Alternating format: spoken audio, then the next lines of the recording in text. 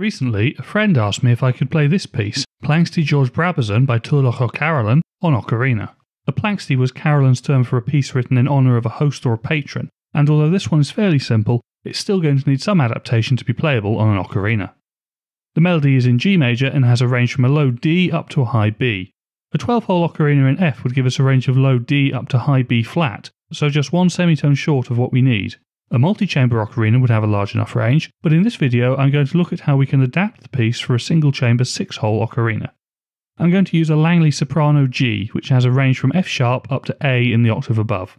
I've highlighted the notes that are out of the range of this ocarina in red. There's not actually that many of them, but it's enough to make the piece unplayable as it stands. The first thing I do is to look for phrases that can be shifted up or down an entire octave. As long as you shift an entire phrase rather than jumping by an octave in the middle of one, it usually works fine. The repeated phrase in the second section of the piece is a good candidate, so I've shifted it down and highlighted it in blue. This still gives an awkward jump upwards at the end of the phrase, so I've also changed the following two notes to better link into the next passage of the music. I've chosen the new notes so that they harmonise well with the original notes of the melody and with the chords of the accompaniment, so if you're playing with other musicians who are playing the original version, it won't clash. I've used a similar approach on the notes that are too low in bars 7 and 15, replacing them with notes that are within the range of the ocarina and adjusting some of the notes around them to make the new melody make sense.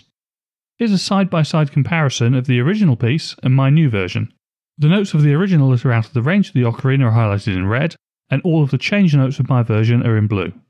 Now obviously if you know the piece very well, you'll notice all the differences when you listen to it, but I hope I've managed to put together a reasonable version that works on the ocarina in its own right. I set out to arrange for a 6-hole instrument, but I've actually ended up with something that fits into the even smaller range of a 4-hole ocarina. So now let's hear it. For comparison, I'll first play the original melody on a keyboard once through without repeats, and then the full version of my arrangement with all the repeats on the ocarina. For the accompaniment, I'm using some simple chords on tenor guitar.